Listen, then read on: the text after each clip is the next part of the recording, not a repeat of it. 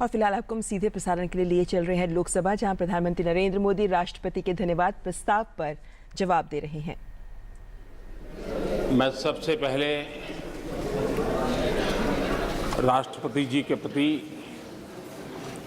आभार व्यक्त करना चाहता हूं। उन्होंने राष्ट्रपति अभिभाषण के माध्यम से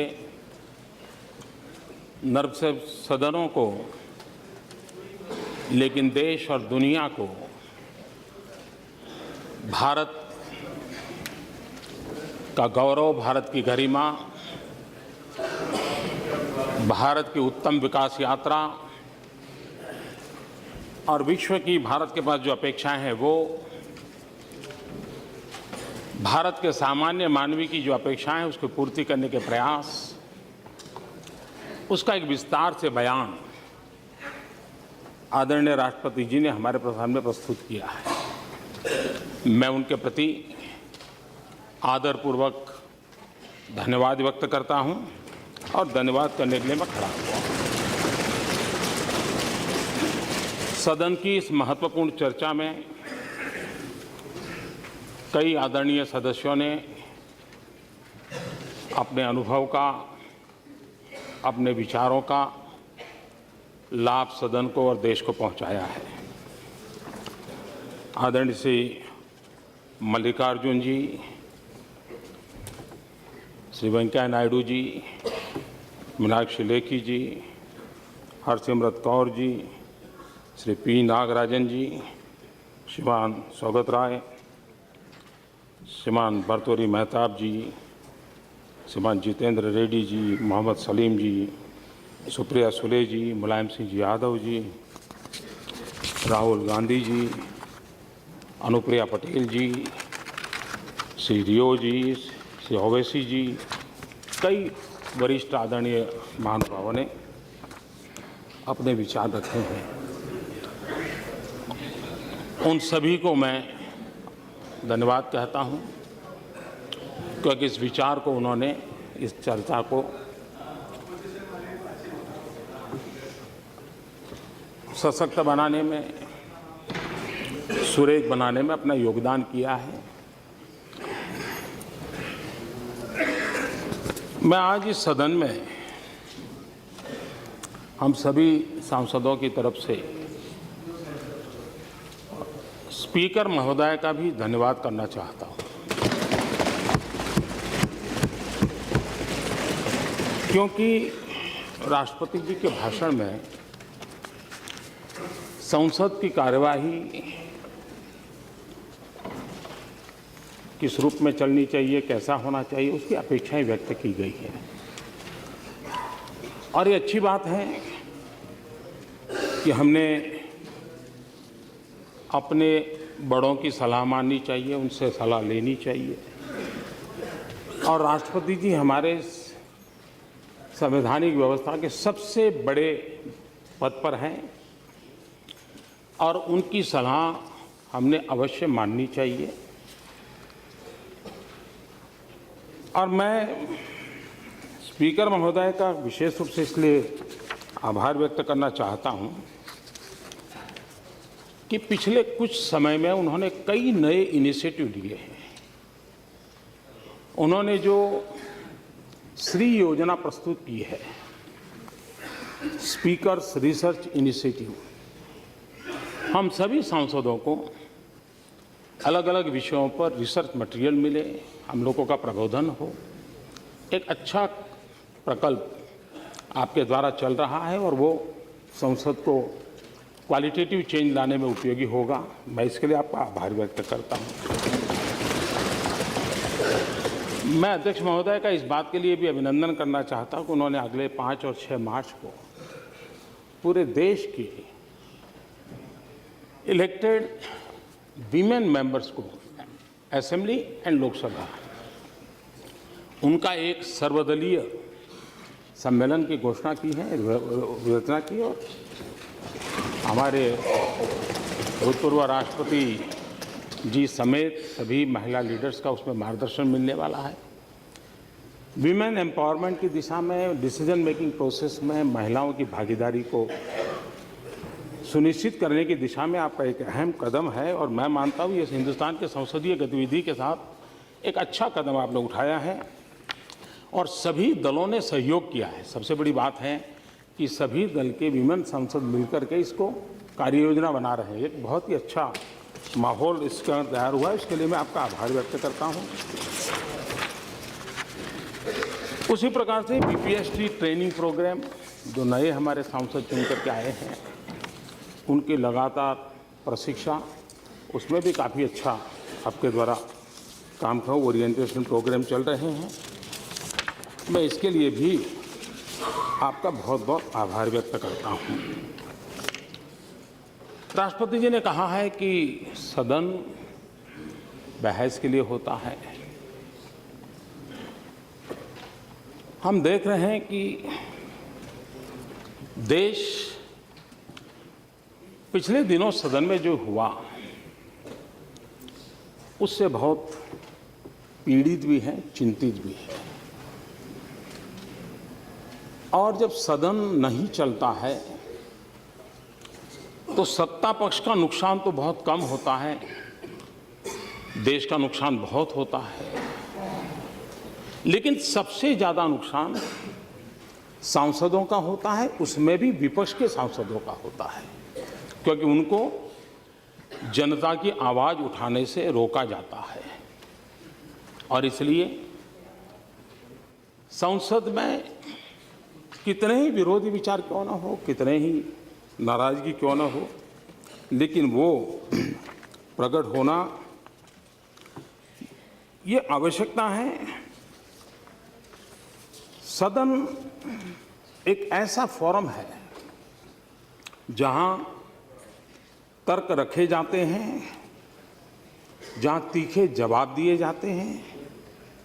एक ऐसा फोरम है जहां सरकार पर सवाल किए जाते हैं। एक ऐसा फोरम है जहां सरकार को अपना बचाव करना होता है, अपने पक्ष में सफाई देनी होती है। बहस के दौरान किसी को बख्शा नहीं जाता और उसकी उम्मीद भी नहीं की जानी चाहिए, लेकिन बहस के दौरान अगर सदन की गरिमा और मर्यादा बनी रहे तो हम अपनी बात और मजबूती से रख पाएंगे और साथ ही साख भी बना पाएंगे। ये उपदेश नरेंद्र मोदी का नहीं है, ये भारत के भूतपूर्व प्रधानमंत्री श्रीमान राजीव गांधी का है।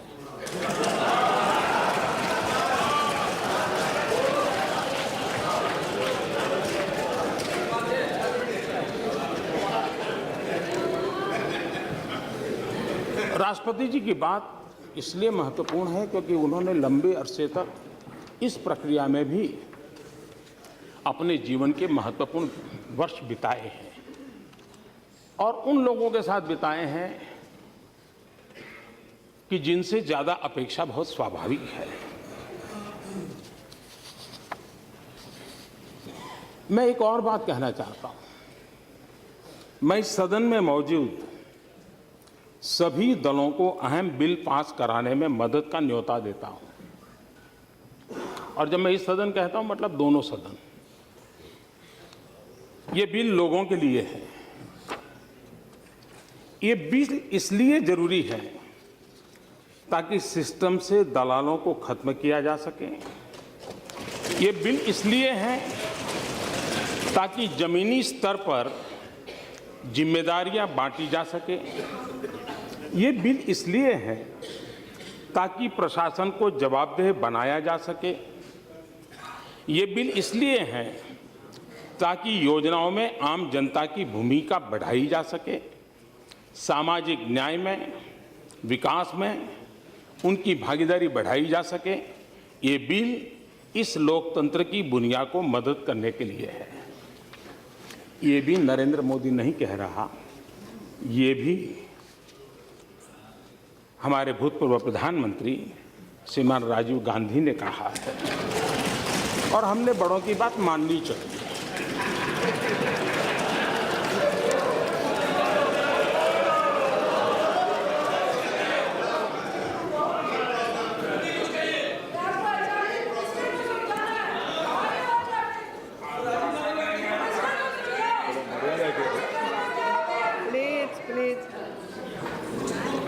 चर्चा नहीं करते।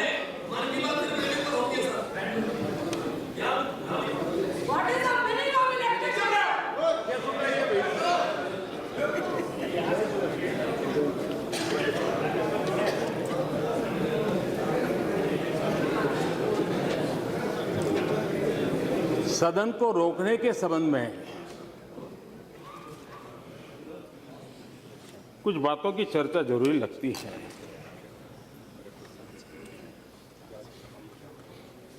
हमारे भूतपूर्व स्पीकर और यहाँ कुछ महानुभाव हैं जिनके वो गाइड एंड फिलोसोफर रहे लंबे अरसे तक, श्रीमान सोमनाथ चटर्जी।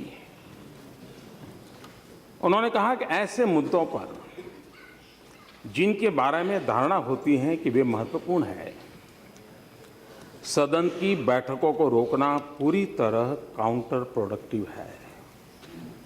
दुर्भाग्य से राजनीतिक दलों में यह विचार पनपा है कि संसद की कार्यवाही में व्यवधान डालने और अंततः संसद को समय से पहले स्थगित करा देने से उस विषय का या मुद्दे का महत्व साबित हो जाएगा जिस पर विभिन्न पार्टियां विरोध कर रही हैं। संसद के कार्यों को बाधित करने को अगर देश के लोगों के खिलाफ युद्ध जैसा नहीं भी माने तो कम से कम संसदीय प्रणाली में आस्था की कमी तो मानना ही चाहिए। दुर्भाग्य से लगभग सभी राजनीतिक दल और यहां तक कि जो छोटे दल हैं उनका भी ऐसा ही विश्वास और नजरिया दिखाई दे रहा है।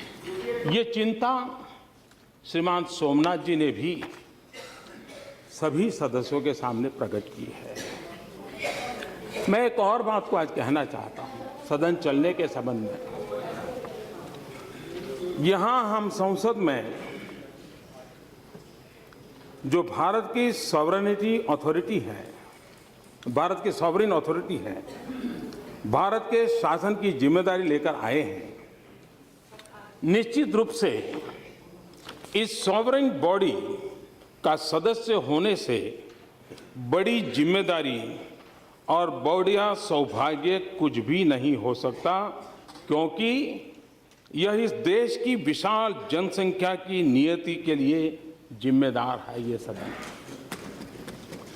हम में से सभी को अगर हमेशा नहीं तो जीवन में कभी न कभी जिम्मेदारी का यह बड़ा एहसास जरूर हुआ होगा, और जिस डेस्टिनी के लिए हमें बुलाया गया है उसे हमने महसूस जरूर किया होगा। हम इस योग्य है या नहीं वह अलग मामला है। अतः इन 5 वर्षों के दौरान हम अपने कार्यों में न केवल इतिहास के किनारे खड़े रहें बल्कि कभी कभी हम इतिहास बनाने की प्रक्रिया में भी शामिल हुए। ये बात सांसदों के संबंध में इतनी ऊंची कल्पना हमारे प्रथम प्रधानमंत्री आदरणीय पंडित जवाहरलाल नेहरू जी ने 1957 में व्यक्त की थी।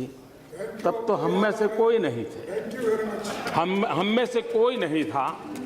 उस समय भी ये चिंता हम में से और हमारे दल के तो कोई नहीं थे। उस समय ये बात आपने कही थी। मैं इसलिए कह रहा हूं क्योंकि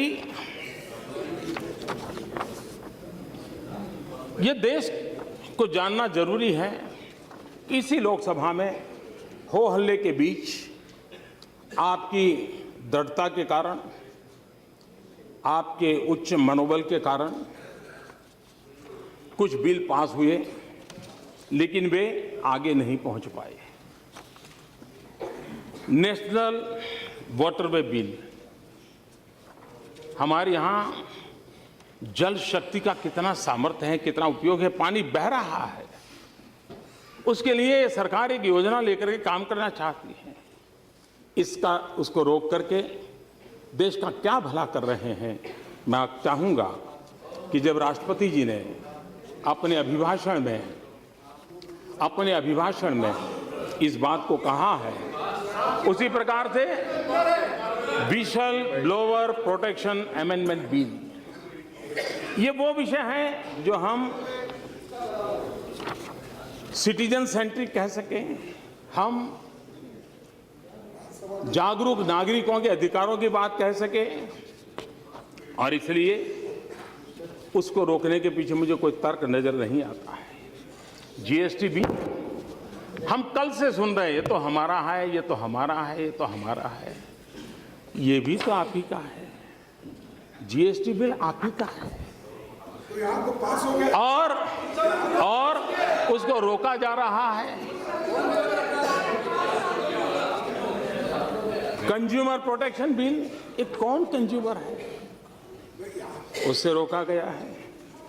इंसॉल्वेंसी एंड बैंक्रप्सी कोड, हम सोचें कि राष्ट्रपति जी हमारे संविधान के सबसे बड़े व्यक्ति हैं, उनकी सलाह हम जरूर मानेंगे। और जब मैं संसद की बात कर रहा हूं, तो मैं सभी आदरणीय सदस्यों से भी मेरे कुछ विचार रखना चाहता हूं। एक पहली बार सदन में आए हुए एक सांसद के विचार हैं, एक प्रधानमंत्री के विचार के रूप में न लिया जाए, लेकिन हो सकता है शायद ये चीजें काम आ जाएं। आपकी कथनी और करनी में अंतर बहुत है। Thank you, thanks. आप मुझे बहुत प्रमाण पत्र 14 साल से मिल रहे, एक और सही। मैं आपका बहुत आभारी हूं और सर झुका करके आपका आदर करता हूं। मेरा एक सुझाव है, आपने 5 और 6 के तो एक अच्छा कार्यक्रम की रचना की है। इस बार 8 मार्च को हमारा सदन चलता होगा, अंतर्राष्ट्रीय महिला दिवस है। उस समय का 8 मार्च का जो एजेंडा है वही रहे, लेकिन हम तय कर सकते हैं क्या कि 8 मार्च को सिर्फ हमारे वीमेन मेंबर ही बोलेंगे। हम हमारी संसदीय गतिविधि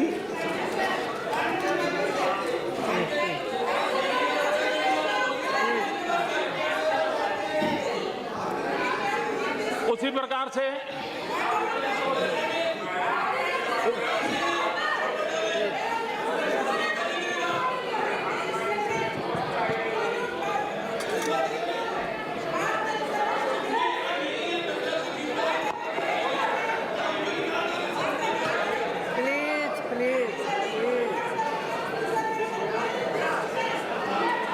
उसी प्रकार से हम बहुत समय, हमारे समय ऐसा था, आपके समय ऐसा है, आप ऐसे हैं, हम वैसे हैं, ये हम करते रहते हैं। और देश को अब हमारे विषय में पूरा पता है, इसलिए देश को कोई तकलीफ नहीं। हम सब कौन हैं, कहाँ खड़े हैं, क्या सोचते हैं, देश पूरी तरह जानता है। लेकिन क्या, मैं सभी वरिष्ठ महानुभाव से मार्गदर्शन चाहूंगा कि क्या हम वर्ष में 2 सत्र के समय या एक सत्र तय करें,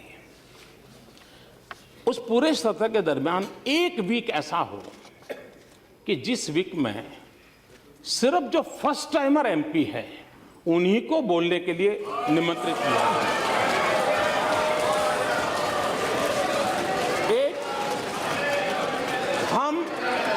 हम इसलिए नहीं कि मैं फर्स्ट टाइमर हूं, लेकिन हमें एक ताजगी भरी हवा इस सदन में विचारों की आवश्यकता मुझे महसूस होती है। और मुझे भरोसा है, मैं जानता हूं जिस प्रकार से आपके कार्यक्रम में ये जो नए एमपी रुचि ले रहे हैं, इससे मुझे लगता है कि उनको अवसर देना चाहिए। वे देश के लिए बहुत सी चीजें नई हमारे सामने रख सकते हैं, उस पर हम कुछ कर सकते हैं। एक तीसरा मेरा प्लीज एक ऐसा तीसरा मेरा सुझाव है मैडम यू आर टीचर। कि हमारे यहाँ यूनाइटेड नेशन ने अभी सस्टेनेबल डेवलपमेंट गोल सारे विश्व ने मिलकर के तय किया। हमारी सुषमा जी ने उसके लिए बहुत अच्छा शब्द दिया, टिकाऊ विकास लक्ष्य। हिंदी में उन्होंने अच्छा उसका ट्रांसलेशन किया, सस्टेनेबल।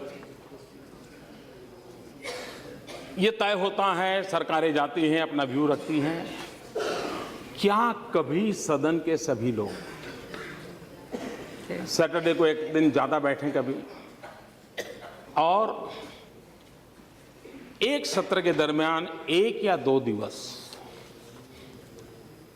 हम सब मिलकर के अंतर्राष्ट्रीय जगत में जो सस्टेनेबल डेवलपमेंट गोल तय हुए, उसमें भारत की जो भूमिका है उसको चरितार्थ करने के लिए क्या कर सकते हैं, हम कोई बहस कर सकते हैं। हमारे अपने एजेंडा के काम है बहुत, लेकिन कोई पल हो जिसमें कोई राजनीति हो, सिर्फ राष्ट्रनीति, सिर्फ मानवतावाद, इसको लेकर के कुछ कर सकते हैं क्या? मैं आशा करूंगा कि इस पर सोचा जाए। उसी प्रकार से मैं 3 विषयों को, मैं 3 और बातों को आज आपके सामने प्रस्तुत करना चाहता हूं। सरकार ये हो या सरकार वो हो, लेकिन ये बात ना माननी पड़ेगी, भले शिक्षा ये राज्यों का विषय हो, लेकिन हमारी प्राथमिक शिक्षा का स्तर ये बहुत ही चिंता का विषय है, पीड़ा का विषय है। अगर हमारे देश की इन बालकों की जिंदगी पर हम ध्यान नहीं देंगे तो क्या होगा? उसी प्रकार से हम एनवायरमेंट, ग्लोबल वार्मिंग, COP21 ये सब करें, जरूर करें, लेकिन पानी ये हमारे सामने एक बहुत बड़ा सामाजिक जिम्मेवारी का काम है। उसी प्रकार से एक विषय जिससे हम सब लोग डरते हैं, डरने के कारण भी हैं, मैं उसकी गहराई में जाना नहीं चाहता, लेकिन न्याय में विलंब न्याय न देने के बराबर ये हम सब बोलते हैं।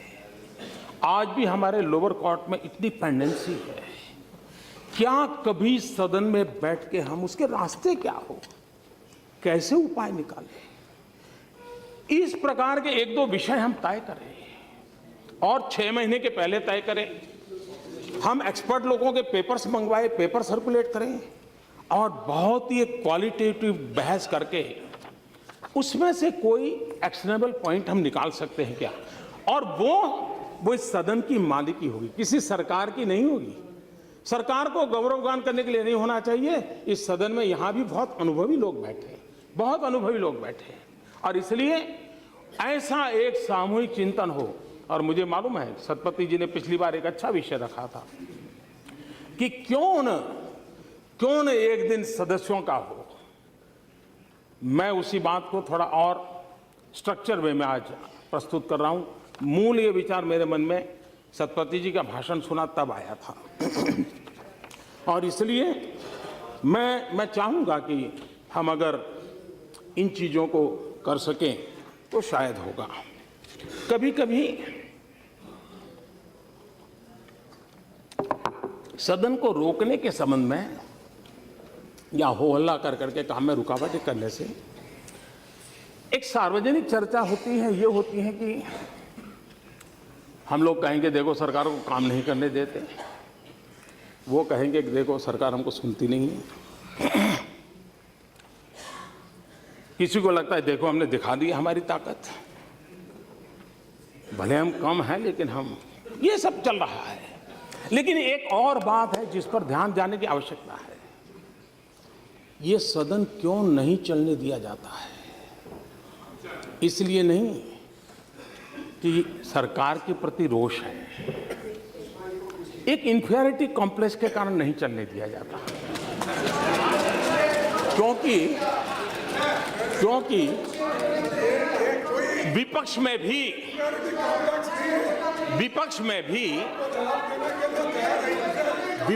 भी ऐसे होनहार सांसद है, ऐसे तेजस्वी सांसद है और मैं मानता हूं उनको सुनना, उनके विचार अपने आप में एक बहुत बड़ी एसेट है। लेकिन अगर सदन चलेगा तो उनको बोलने का अवसर मिलेगा। अगर वो बनेंगे, बोलेंगे तो बहुत उनकी जय जयकार होगी। तब हमारा क्या होगा, ये चिंता सता रही है। ये इन्फेरिटी है कि विपक्ष के सामर्थ्यवान सांसद न बोल पाए, विपक्ष के सामर्थ्यवान सांसदों की प्रतिभा का परिचय देश को न हो। इसलिए ये सरकार को रोकने वाली बात तो अपनी जगह पे है, लेकिन विपक्ष में कोई ताकतवर बनना नहीं चाहिए, कोई होनहार दिखना नहीं चाहिए। इस इंफेरिटी कॉम्प्लेक्स का परिणाम है। इसलिए बहुत, अब जैसे इस बार संसद चला तो मैंने देखा कितने तेजस्वी लोग हैं हमारे पास, कितने शानदार विचार रखते हैं जी। पिछले 2 सदन में उनका कोई लाभ ही नहीं मिला। और इसलिए ये मैं समझता हूं कि बहुत आवश्यक है। और मैं देख रहा हूं कि बहुत स्टडी करके आते हैं। हमारे विपक्ष के भी छोटे छोटे दल के सदस्य हैं, 4 मेंबर होंगे, 3 मेंबर होंगे, और कुछ लोग मनोरंजन भी करवाते हैं।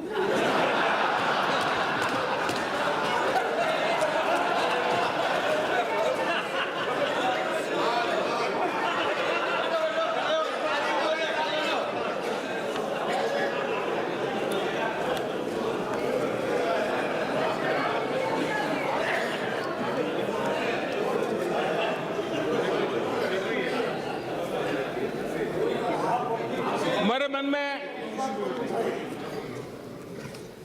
जब मैं कुछ पढ़ता रहता हूं तो कुछ बातें अच्छी लगती हैं। हम लोग किसी की मजाक नहीं उड़ानी चाहिए। मेक इन इंडिया की मजाक उड़ा रहे हैं ना, मेक इन इंडिया की मजाक उड़ा रहे हैं। ये मेक इन इंडिया देश के लिए है। हाँ, सफल नहीं हुआ तो सफल होने के लिए क्या करना चाहिए, सफल होने में क्या कमियां हैं, उसकी चर्चा होनी चाहिए।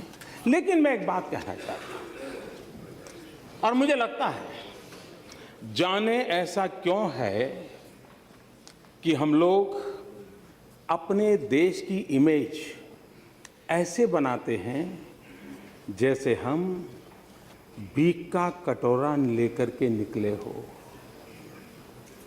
और जब हम खुद ऐसा कहते हैं तो दूसरे लोग यही बात और ज़्यादा चीख करके कहते हैं और ज़्यादा मजबूती से कहते हैं। ये मैं नहीं कह रहा हूँ, श्रीमती इंदिरा गांधी कह रही है। ये 1974 में इंद्रप्रस्थ कॉलेज में आपने, इंदिरा जी ने ये भाषण किया था। और इसलिए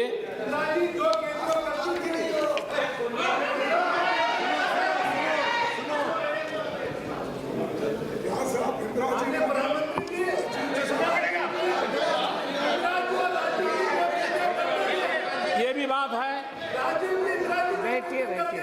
कि हम कोई भी नई योजना लाए, नई तरीके से लाएं, तो कुछ लोगों को उम्र तो बढ़ती है लेकिन समझ नहीं बढ़ती है, तो समझने में बड़ी देर लगती है। कुछ लोगों का ऐसा रहता है, और इसलिए चीजें समझने में बड़ा समय जाता है। कुछ लोग तो समय बीतने के बाद भी चीजें समझ नहीं पाते, और इसलिए अच्छा लगता है विरोध करें, तो वो विरोध करना अपना तरीका ढूंढते रहते हैं। और इसलिए मैं एक पीड़ा कहना चाहता हूं। हमारे देश में बहुत सी दिक्कतें हैं, ज्यादातर ऐसी है जो बहुत पुरानी है। गरीबी, पिछड़ापन, अंधविश्वास, कुछ गलत परंपराएं, कुछ समस्याएं विकास और तरक्की के साथ भी आई हैं। लेकिन इस देश की सबसे बड़ी चुनौती है तेजी से हो रहे बदलाव का विरोध।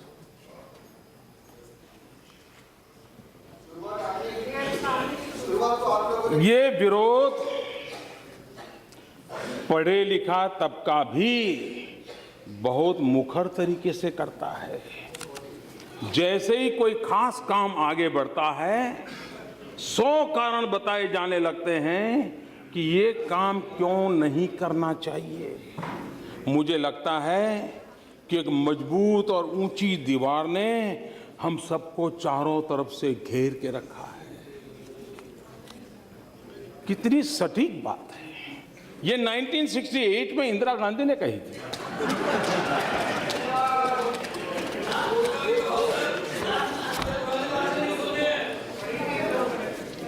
यहां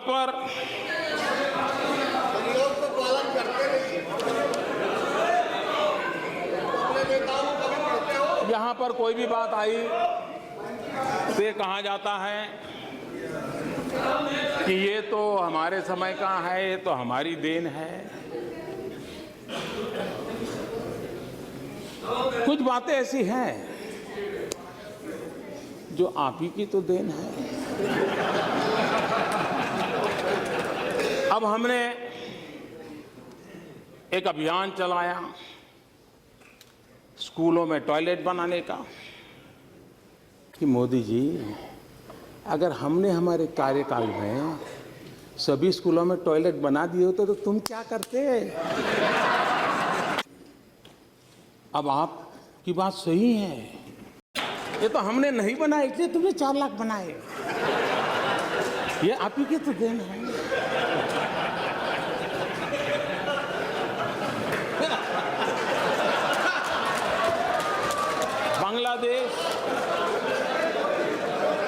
बांग्लादेश की सीमा का विवाद, इतने दशकों के बाद बांग्लादेश सीमा का विवाद सुलझा। आप कह सकते हैं देखो हमने अगर हमारे कार्यकाल में कर दिया होता तो मोदी तुम्हारा अचीवमेंट कहाँ होता है। ये तो तुम्हारे लिए हमने छोड़ के गए थे, आप ही की तो देन है। अब आप ही की तो देन है। 18,000 गांव, 18,000 गांव आजादी के इतने सालों बाद अंधेरे में डूबे हुए हो, और अगर हम उन गांवों में बिजली पहुंचाए तो आप गर्व से कह सकते हो कि मोदी जी ये 18,000 हमने, हमारी तो देन है, तभी तो आप कर रहे हो। और इसलिए ये आप ही की देन है, इसका मैं कोई इनकार नहीं कर सकता। 60 साल के आपके ही कारोबार का ये परिणाम है, इसका कोई इनकार नहीं कर सकता है। और इसलिए कभी कभी बड़े गर्व के साथ मनरेगा की चर्चा होती है, मनरेगा की चर्चा होती है। ज्ञान देने की जरूरत नहीं है। मैं जरा कहना चाहता हूं इसका इतिहास 50 साल पुराना है, लेकिन उसके पहले भी राजे रजवाड़ों के जमाने में भी ऐसी कुछ न कुछ बातें चलती थी। आप देखिए 1972 महाराष्ट्र की रोजगार गारंटी योजना 1972 में आई। 1980 में national rural employment programme NREP, ये 1980 में उसका रिकॉर्डिनेशन हुआ। 1983 में rural landless employment guarantee programme RLEGP, ग्रामीण भूमिहीन रोजगार गारंटी कार्यक्रम आया। ये सब इनकारनेशन होते गए, योजनाओं का पुनर्जन्म होता गया। उसके बाद 1989 में जवाहर रोजगार योजना JRY, ये मनरेगा का पिछले जन्म का नाम है। देखिए मैं हैरान हूं, बाद में जवाहरलाल जी का नाम निकाल दिया गया और किसी और ने नहीं निकाला। उसी दल ने निकाला जो हमें कोसते रहते हैं। उसके बाद 1993 एम्प्लॉयमेंट एश्योरेंस स्कीम EAS सुनिश्चित रोजगार योजना ये आया। उसके बाद वाजपेयी जी की सरकार आई तो उस समय इन सभी योजनाओं में से जो भी अच्छा था ले लेकर के संपूर्ण ग्रामीण रोजगार योजना SGRY ये शुरू हुआ। 2004 में फिर उसमें इनकार्नेशन हुआ। National food for work programme, काम के बदले अनाज का राष्ट्रीय कार्यक्रम आया। और उसके बाद इसने नया रूप 2006 में लिया मनरेगा। और इसलिए पहले नरेगा और फिर कुछ एक नया ज्ञान हुआ तो फिर वो मनरेगा हुआ। तो ये गरीबों की भलाई के लिए कुछ न कुछ योजनाएं लगातार चलती रही है। ये बात सही है कि आप बड़े सीना तान करके कह सकते हो कि मोदी जी चुनाव में भाषण करना अलग चीज है, तुम कहते हो गरीबी हटाओगे, लेकिन तुम्हें मालूम नहीं हम कौन है। अरे हमने गरीबी की जड़ें इतनी जमा दी हैं, इतनी जमा दी है। मोदी तुम उखड़ जाओगे लेकिन इसे उखाड़ नहीं पाओगे।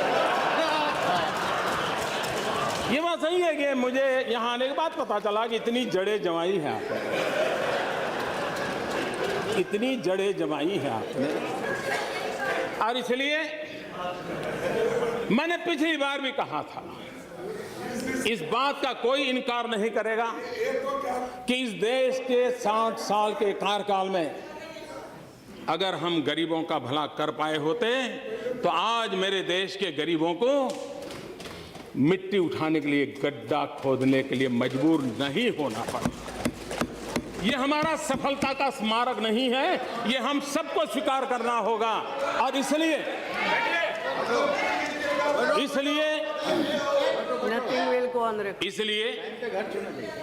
ये हमारा दायित्व भी बनता है कि ये जो क्रमिक विकास चला है इस योजना का, उसको और अच्छी बनाए और उस जिम्मेवारी को निभाने का हम प्रयास कर रहे हैं। लेकिन ये बात स्वीकार करनी होगी कि हम उस हालत पर देश को लाए हैं, इवन स्किल लेबर को भी अनस्किल होने में मजा आने लगा है। और इसलिए मैं जब कहता हूं कि हमारी विफलताओं का स्मारक है, इसका मतलब यही है कि गरीबी न होती तो इस नरेगा या मनरेगा की जरूरत नहीं होती। लेकिन ये सच्चाई है और मैंने आकर के देखा कि ऐसी गरीबी की जड़ों को जमा दिया गया है तो उसको उखाड़ फेंकने के लिए मुझे भारी मेहनत करनी पड़ रही है। और उसके लिए हम अभी जो फिलहाल जो योजना चली है उसमें जो कमियां हैं उन कमियों को कैसे दूर करना, उसकी दिशा में हम प्रयास कर रहे हैं। मैं आज आदरणीय खड़गे जी ने कहा था कि मनरेगा में भ्रष्टाचार बहुत है। मैं आपके साथ 1000% सहमत हूं, मुझे इसका कोई विरोध नहीं है। आप 2012 के CAG की रिपोर्ट को देख लीजिए, क्या ऑब्जर्वेशन किए हैं, कैसे भ्रष्टाचार ने इसके साथ जड़ें जमा दी हैं, कैसे गरीबों के नाम पर रुपये लूटे जा रहे हैं, इसकी उसमें चर्चा है। 2012 के CAG रिपोर्ट में चर्चा है। और इसलिए हमने उसमें से कुछ सीखने का प्रयास किया है और हम बहुत कुछ सीखना चाहते हैं और सीखने का प्रयास करके उसमें जो चीजें थी उसमें से बाहर निकाल करके फुल प्रूफ कैसे बने, जरूरतमंदों को कैसे मिले, उस पर काम करेंगे। CAG ने एक बहुत बड़ा ऑब्जर्वेशन किया है और वो चौंकाने वाला है। हमारे देश में जिन राज्यों को हम गरीबों की श्रेणी में गिनते हैं, जहां गरीबों की संख्या ज़्यादा है, सीएजी ने लिखा है कि जहां गरीबों की संख्या कम है और कुल मिलाकर के शासन व्यवस्था थोड़ी सुचारू रूप से चली है, ऐसे राज्यों में नरेगा का, मनरेगा का मैक्सिमम उपयोग हुआ है। लेकिन जहां सचमुच में गरीबी है, जहां सबसे ज्यादा जरूरत है, वहां इसका कम से कम उपयोग हुआ है। मतलब ये गरीबों को टारगेट करके पहुंचाने में हम उतने सफल नहीं हुए हैं और इसलिए हमारी दायित्व बनता है कि हम इसको और अधिक परफेक्ट कैसे बनाएं, ताकि जिन राज्यों में गरीबों की संख्या की मात्रा ज़्यादा है, जिस राज्यों की गरीबी ज़्यादा है, ये उस तरफ कैसे जाए। समृद्ध राज्यों की क्षमता है इन सारी चीज़ों को व्यवस्था में पहने, हमने उस दिशा में हमने कोशिश की है कि ऐसे राज्यों को ये कैसे पहुँचे। हमने जैम योजना के साथ जनधन, आधार एंड मोबाइल, ये पैसे डायरेक्ट बेनिफिशियरी को पाए, उसकी दिशा में बड़ा अभियान चलाया है। तो उसके कारण बिचौलियों की संख्या नष्ट करने में शायद हमें सफलता मिलेगी।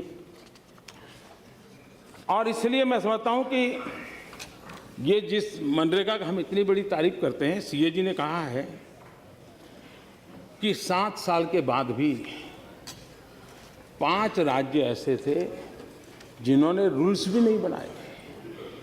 और दुख इस बात का है कि उन 5 राज्यों में 4 वो थे जो इस मनरेगा के गीत गाते हैं, कि जिन्होंने 7 साल के बाद भी रूल्स नहीं बनाए थे। और इसलिए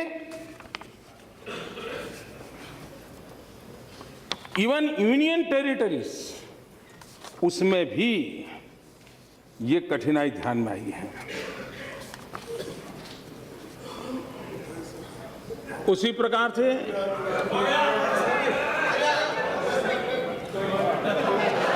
8 राज्यों में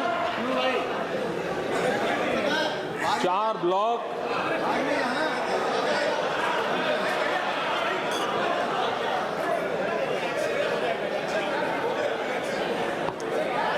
प्लीज ऐसा मत प्लीज, नहीं, ये ठीक नहीं, प्लीज प्लीज, ये अच्छा नहीं, ये अच्छा नहीं।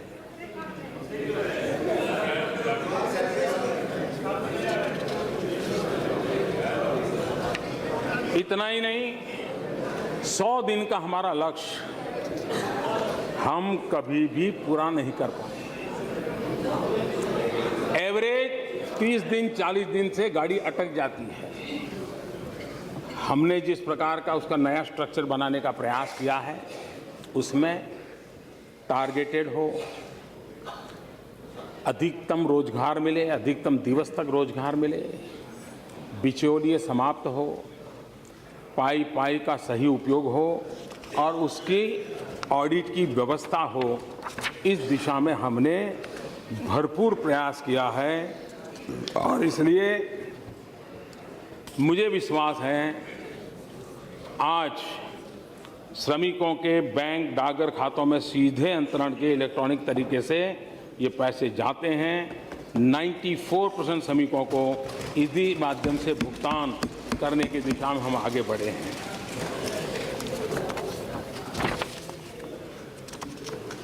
दूसरी तरफ कभी न कभी ये सदन सिर्फ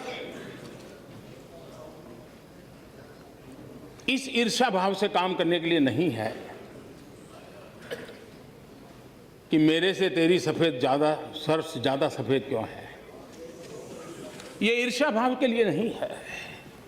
मैं मानता हूं जो आलोचना हो रही है हमारी, माननीय अध्यक्षा जी, आलोचना इस बात के लिए नहीं हो रही है कि हमने कुछ गलत किया है। चिंता इस बात की है कि तुम हमसे अच्छा क्यों कर रहे हो, कैसे कर रहे हो, ये चिंता का विषय सता रहा है और इसलिए परेशानी हो रही है। जो 60 साल में नहीं कर पाए वो आप कैसे कर लेते हो, ये चिंता का विषय है।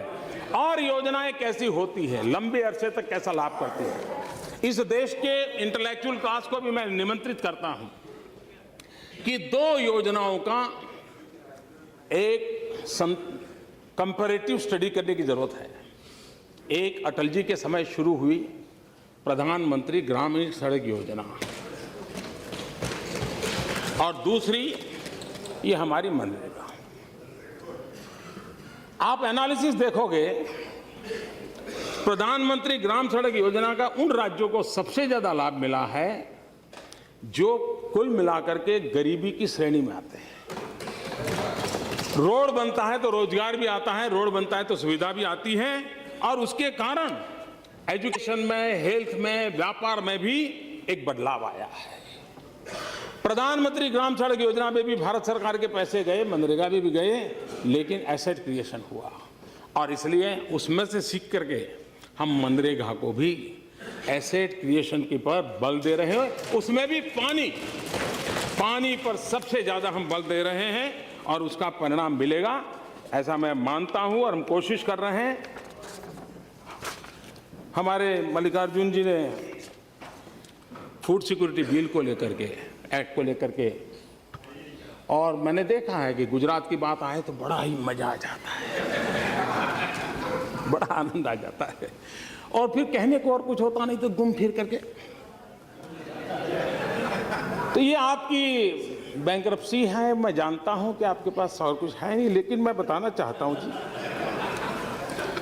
जिस राष्ट्रीय खाद्य सुरक्षा कानून के आप इतने गीत गाते हैं और हमें बार बार सुनाते हैं कि हम लाए, हम लाए, हम लाए, हम 2014 मई में आए। अध्यक्ष महोदय जी, मई 2014 तक सिर्फ 11 राज्यों ने हड़बड़ी में उसमें जो अपेक्षाएं थी ऐसी किसी व्यवस्था को पूर्त किए बिना कागज पे लिख दिया था कि स्वीकार करें। जिस बात को लेकर के हम इतनी बातें करते हैं उसकी ये दुर्दशा थी। इतना ही नहीं, आज मैं अभी जो खड़ा हुआ हूं ना, तब की मैं बात बताना चाहता हूं। आज भी 4 राज्य ऐसे हैं, कुल 4 राज्य ऐसे हैं जिसमें आज भी ये फूड सिक्योरिटी एक्ट का नामो निशान नहीं है, और उसमें आपके द्वारा शासित राज्य हैं केरल, मिजोरम, मणिपुर, अरुणाचल प्रदेश, और इसलिए गुजरात ने अब कर लिया, और उन्होंने जिन बारीकियों को पूरा किया है जरा स्टडी करने जाना चाहिए। आपने जाना, आपकी एक पूरी टीम भेजिए। आप केरल में चुनाव में जा रहे हो, आप ताम जाम से बातें कर रहे हो, केरल की जनता आपसे जवाब मांगेगी कि आपने ये जिस एक्ट को लेकर के इतनी बड़ी बातें की, केरल उस एक्ट से वंचित क्यों रखा है, अरुणाचल प्रदेश क्यों रखा था, मिजोरम क्यों रखा था, मणिपुर क्यों रखा था। 8 राज्य बाकी, उसमें 4 राज्य आपके हैं, और इसलिए मैं कहना चाहता हूं कि हम कहते बहुत हैं, लेकिन कभी कभी आप सभी महानुभाव,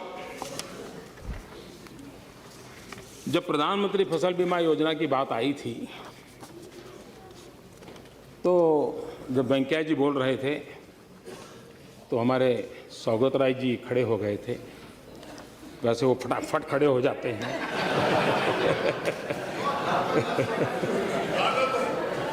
और जब वो खड़े हो जाते हैं तो उनके दल वाले भी देखते क्या करेंगे, बता रही सौगत राय जी ने कहा कि भाई ये किसान फसल बीमा योजना है, प्रधानमंत्री फसल बीमा योजना, ये तो सिर्फ 45 डिस्ट्रिक्ट के लिए है। तो एक जानकारी के लिए मैं कहना चाहता हूं सौगत राय, ये 1 अप्रैल से देश के सभी गांव, सभी किसानों के लिए लागू होगा। लेकिन इस योजना की एक और ब्यूटी है जिसकी तरफ में आपका, और जो 45 जिलों में पायलट प्रोजेक्ट के रूप में हमने ली है।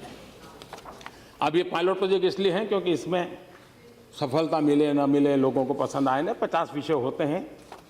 हमने ये कहा है कि प्रधानमंत्री फसल बीमा योजना के साथ कोई 2 चीजें और इंश्योरेंस में आप जोड़ सकते हैं क्या, और उसके लिए हमने किसानों को 7 ऑल्टरनेट इन 45 जिलों में एक प्रायोगिक रूप में देने का तय किया। एक, प्रधानमंत्री जीवन ज्योति योजना, जीवन ज्योति बीमा योजना। दूसरी, प्रधानमंत्री सुरक्षा बीमा योजना। तीसरी, छात्र सुरक्षा योजना। चौथी, घर अग्नि दुर्घटना बीमा योजना। 5वीं, कृषि संयंत्र पंप सेट बीमा योजना। 6वीं, ट्रैक्टर बीमा योजना। और 7वीं, मोटर बाइक बीमा योजना। ये किसान के साथ जुड़ी हुई 7 चीजें हैं। अगर वो फसल बीमा के साथ क्या उसको सूट करता है इसमें से कोई 2 चीज लेना, तो कम प्रीमियम में उसको एक अतिरिक्त बेनिफिट मिल जाए, क्योंकि उसके पंप खराब हो जाते हैं।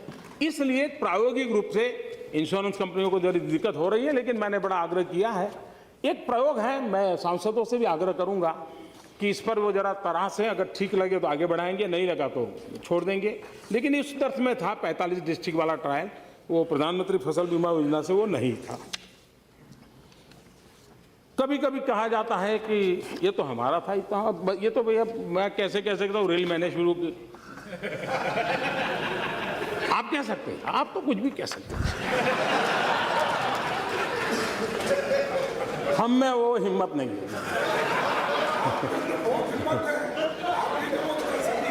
और इसलिए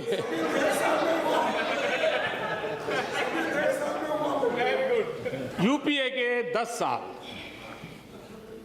रेलवे, सुरेश जी हूं,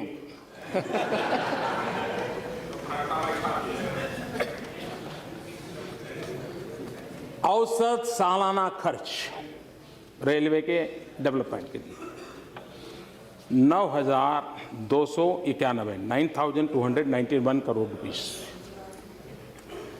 हमारे इस 2 साल में 32,587 करोड़ रुपीस।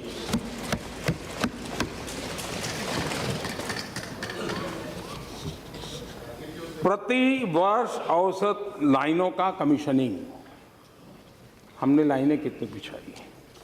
यूपीए 1 एवरेज है 1,477 किलोमीटर। यूपीए 2 थोड़ा सुधार हुआ, 1,520 किलोमीटर। NDA 2,292, round about 2,300। काम कैसे होता है, गति कैसे लाई जा सकती है, एक परफॉर्म करने वाली सरकार कैसी होती है, संसाधन यही थे, रेल की प्रक्रिया वही थी, डिपार्टमेंट वही थे, मुलाजिम वही थे, कानून व्यवस्थाएं वही थी। ये जीता जागता उदाहरण, और मैं हर क्षेत्र में ये दिखा सकता हूं। लेकिन राष्ट्रपति जी के भाषण के संदर्भ में और अधिक न कहते हुए मैंने ये कहा है, एक विषय, अरे बैठिए भाई,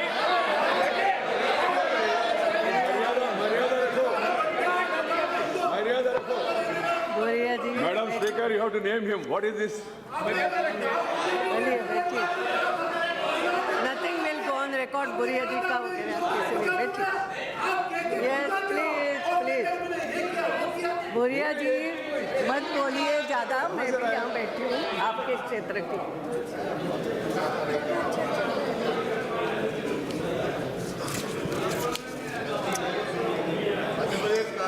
आदरणीय अध्यक्ष महोदया, एक बात हमेशा ही चर्चा में रहती है फाइनेंस के संबंध में, वो ये रहती है कि राज्यों को पैसा कम कर दिया, डिगना किया, फलाना किया। एक ऐसी पवित्र जगह है कि मुझे देश के सामने चीज़ें रखना बहुत ज़रूरी लगता है। 14वें वित्त आयोग की अनुशंसा के बाद 2015-16 से राज्यों को 2014-15 की तुलना में केंद्र से अधिक वित्तीय संसाधन दिए जा रहे हैं। राज्यों को वित्तीय संसाधन 3 मुख्य हेडिंग के अंतर्गत दिए जाते हैं। केंद्रीय करों में राज्य का सरकार का हिस्सा, नॉन प्लान ग्रांट्स एवं राज्यों के प्लान के लिए केंद्र की सहायता। केंद्र से राज्य सरकारों को वर्ष 2014-15 में कुल 6,78,819 करोड़ रुपए की राशि दी गई थी। रिवाइज्ड एस्टीमेट 2015-16 के अनुसार राज्यों को 8,20,133 करोड़ रुपए की राशि दी गई। 2015-16 की राशि 2014-15 की राशि से 1,41,314 करोड़ रुपए 1,41,314 करोड़ रुपए ज्यादा है। इन तीनों हेडिंग के अंतर्गत मिल रही राशि पिछले वर्ष की तुलना में 20.8% ज्यादा है और इसलिए ये जो बिना कारण हकीकतों को न कहते हुए बिना कारण चीजें चलाने की जो कोशिश हो रही है, मैं समझता हूं कि उसको जरा समझने की आवश्यकता है। उसी प्रकार से हमारा देश लोकतंत्र से विश्वास करने वाला देश रहा है, लोकतंत्र के लिए प्रतिबद्ध देश रहा है। लेकिन हम जानते हैं इस देश में सार्वजनिक जीवन में हम सब लोग आंसरेबल हैं। कोई भी व्यक्ति हमें सवाल पूछ सकता है, पूछने का उसका हक है। लेकिन कुछ है जो जवाबदेह नहीं है, न ही कोई उनको पूछने की हिम्मत करता है, न ही उनको कुछ कहने की किसी की ताकत है। और जो करने जाते उनका क्या हाल होता है वो मैंने देख चुका हूं। लेकिन मैं घटना का सिर्फ जिक्र करना चाहता हूं, अर्थ आप लोग लगाइए। रशिया के राष्ट्र प्रमुख श्रीमान क्रुश्चेव जब स्टालिन की मृत्यु हो गई, वो उनके साथी थे, तो स्टालिन की मृत्यु के बाद ये जहां जाते थे क्रुश्चेव स्टालिन की बड़ी आलोचना करते थे, बहुत ही कठोर शब्दों में निंदा करते थे, कुछ भी कहते थे और ये हर जगह पे वो करते थे। तो एक बार एक सभागृह में क्रुश्चेव अपनी बात बता रहे थे और स्टालिन को उन्होंने जम करके अपना ही पूर्व के नेता को उनकी मृत्यु के बाद बहुत कोसा। एक नौजवान खड़ा हो गया पीछे से, उसने कहा मिस्टर क्रुश्चेव मैं आपसे सवाल पूछना चाहता हूं। बोले आप स्टालिन को इतनी गालियां दे रहे हो, इतना बदनाम कर रहे हो उसके विरुद्ध, जब वो जिंदा थे आप उनके साथ काम करते थे, तब आपने क्या किया? ये जो हालत पैदा हुई आपने क्या किया? सारे सभागृह में सन्नाटा छा गया। जब सभागृह में सन्नाटा छा गया और कुछ पल के बाद क्रुश्चेव ने कहा जिसने सवाल खड़ा किया है वो जरा खड़े हो जाओ। वो खड़े हो गए। उन्होंने कहा तुम्हें जवाब मिल गया? तुम जो आज कर पा रहे हो स्टालिन के जमाने में मैं चाहता था लेकिन नहीं कर पाता था। और इसलिए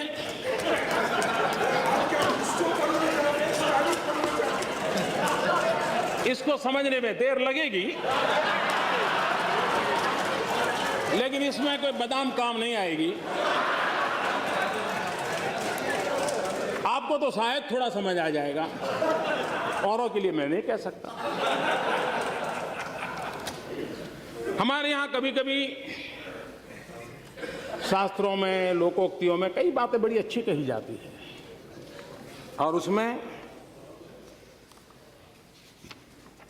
पर उपदेश कुशल बहु तेरे, जे आचर ही ते नर न घनेरे। दूसरों को उपदेश देने की कुशलता वाले तो बहुत सारे लोग हैं, परंतु जो खुद वैसा आचरण करे वैसे लोगों की संख्या बहुत कम है। मैं लगातार आप सबके द्वारा उपदेश सुनता रहा हूँ, सलाह सुनता रहा हूँ, आलोचना झेलता रहा हूँ, आलोचना से ज़्यादा आरोप सह रहा हूँ। ये सब चल रहा है और मुझे क्या हुआ है कि 14 साल के कारण काफ़ी कुछ मैं इससे जीना सीख चुका हूँ इससे जीना सीख चुका हूँ। लेकिन ये देश उस बात को कभी नहीं भुला सकता है। अध्यक्ष महोदय, 27 सितंबर 2013 हमारे देश के सम्मानीय प्रधानमंत्री डॉक्टर मनमोहन सिंह जी अमेरिका में थे। अमेरिका के राष्ट्रपति के साथ उनका बायलैटरल टॉक होना था। देश के सम्मानीय नेता थे। हिंदुस्तान की कैबिनेट जिसमें फारूक अब्दुल्ला साहब बैठते थे, एंटनी साहब बैठते थे, शरद पवार साहब बैठते थे, इस देश के गणमान्य वरिष्ठ अनुभवी नेता बैठते थे।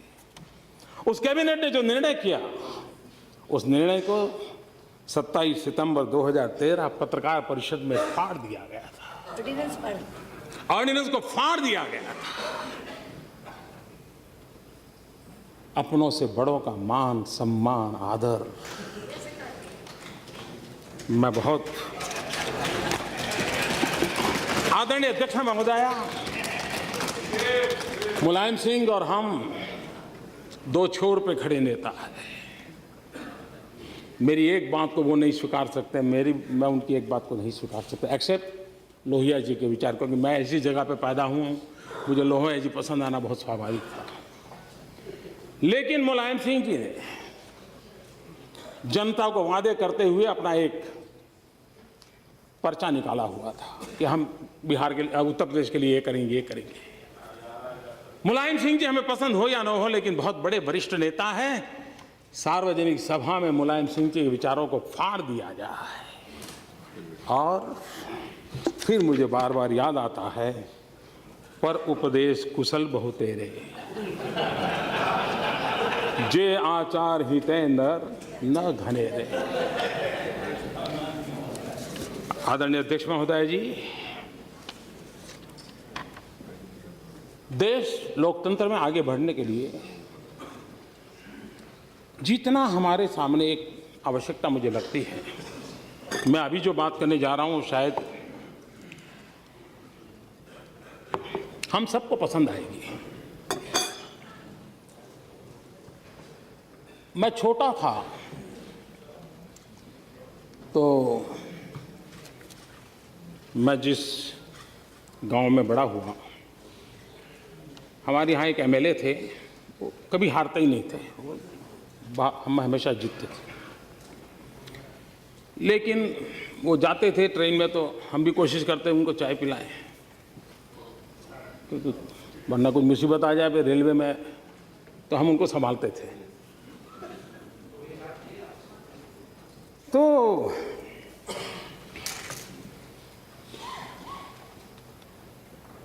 हम देख रहे थे कि हमारे देश में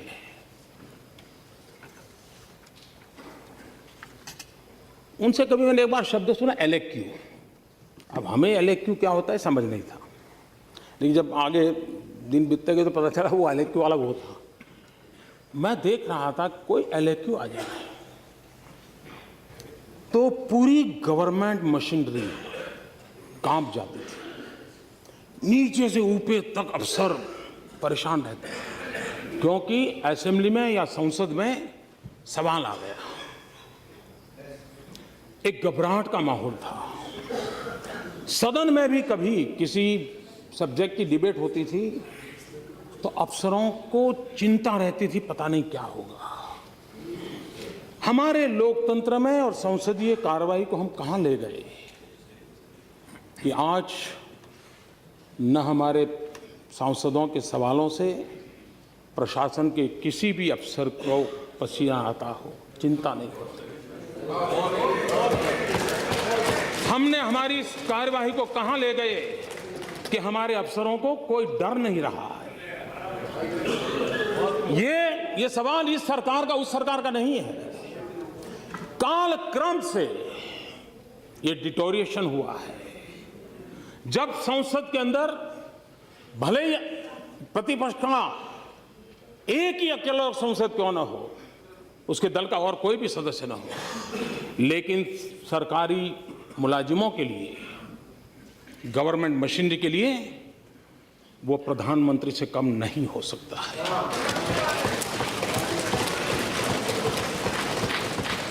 लेकिन आज मैं चाहता हूं हम लोग तय करें, तू मैं हम करेंगे। आप मुझे कोसेंगे, मैं आपको कोसूंगा, और अफसर ताली बजाते हैं, मजा लेते हैं। ये लंबे अरसे की बीमारी आई है। इस सदन में विपक्ष का शब्द की उनके लिए महत्वपूर्ण हो। ये जनप्रतिनिधि है, ये देश के लोग हैं। ये स्थिति लानी है तो ये हम तू मैं करके जो स्कोरिंग करते हैं, मीडिया में छा जाते हैं, हमको लगता है कि हमने बहुत कुछ कर लिया, लेकिन अफसरशाही की अकाउंटेबिलिटी खत्म होती जा रही है। लोकतंत्र में हम लोग तो हर 5 साल जनता को हिसाब देंगे, आएंगे नहीं आएंगे चलता रहेगा, लेकिन उनका हिसाब लेने के लिए यही एक जगह है। और इसलिए हमारी संसदीय कार्य प्रणाली में हम सभी को, सभी सदस्यों को, एक क्यों न हो, वो प्रधानमंत्री से कम नहीं है। और इसलिए ये आवश्यक है कि हमारी एग्जीक्यूटिव की अकाउंटेबिलिटी कैसे हम बढ़ाएं। ये जब तक हम मिलकर के नहीं करेंगे, ये अकाउंटेबिलिटी संभव नहीं होगी। और तब एक सरकार को गालियां पड़ेगी, दूसरी सरकार आएगी, उनकी मजा लेना बंद नहीं होगा। हमारे सामने ये चुनौती है, मैं मानता हूं, और इस चुनौती को हमने पूरा करने की दिशा में सामूहिक प्रयास करना पड़ेगा। इसमें आपको भी ये भुगतना पड़ा है। मैं तो लंबे समय तक इस काम को करके आया हूं, तो मुझे मालूम है। मैं किसी का दोष नहीं देता हूं, लेकिन ये हम अखबार में क्या छपेगा उसकी चिंता में, तू मैं में लगे रहते हैं। उसके कारण लाखों मुलाजिम है, लाखों अरबों खरबों रुपयों का तनख्वाह जा रहा है। योजनाओं की कमी नहीं है, न आपके समय कमी थी, न मेरे समय कमी है। सवाल यह है कि हम अकाउंटेबिलिटी को कैसे लाए। इस सदन में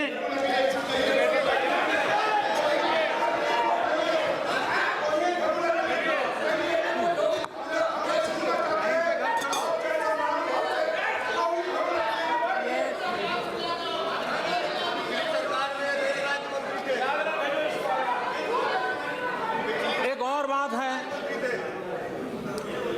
भारत जैसे लोकतंत्र में हम देश के नागरिकों को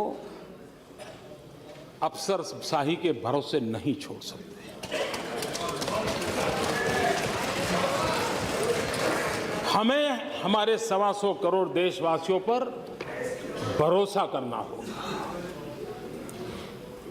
उस पर हमने विश्वास करना होगा। और एक बार अगर हम 125 करोड़ देशवासियों पर विश्वास करके चलेंगे, मुझे विश्वास है कि ये देश का नागरिक हमसे कोई बहुत नहीं मांग रहा है, वो हमारे साथ चलने के लिए तैयार है। हमने उस दिशा में कुछ प्रयास किए, वो बहुत बड़े हैं ऐसा मेरा दावा नहीं है, लेकिन उस दिशा में जाना है। हमने छोटे मुलाजिमों के लिए इंटरव्यू क्यों बंद किया? इसलिए कि हमें उस नागरिक पे भरोसा करना सीखना है। हमने नागरिकों को, बेचारों को, जेरोक्स के जमाने में भी गैजेटेड ऑफिसर के पास सिग्नेचर लेने जाना, और कभी एमपी एमएलए के घर के पास कतार लगा के खड़ा रहना पड़ता था, और एमपी एमएलए उसका चेहरा भी नहीं देखता था। एक छोटा सा लड़का होता था, सब पे मार मार करके दे रहा था। हमारे उस 10वीं 12वीं क्लास के बच्चे पर तो भरोसा था, लेकिन उस नागरिक पर हमारा भरोसा नहीं था। हमने उसको नष्ट कर दिया, क्योंकि नागरिक पर भरोसा होना चाहिए। जब फाइनल जॉब लेगा, आएगा, अपने दिखाएगा। अभी हमने बजट में बहुत बड़ी अहम बात रखी है कि 2 करोड़ रुपए तक हम कुछ नहीं पूछेंगे, आप जो चाहो हम दे दो, हम ले लेंगे। विश्वास बढ़ाने का माहौल बढ़ाना है। ऐसे कोई नए सुझाव है तो आप जरूर दीजिए। मैं चाहूंगा कि सरकार आदत डाले, ये सरकार को भी कल सुधरना चाहिए, इस सरकार में भी सुधार आने चाहिए और आपकी मदद के बिना नहीं आएंगे जी। आपकी मदद चाहिए मुझे, आप लोगों का साथ चाहिए, आपके अनुभव का मुझे लाभ चाहिए।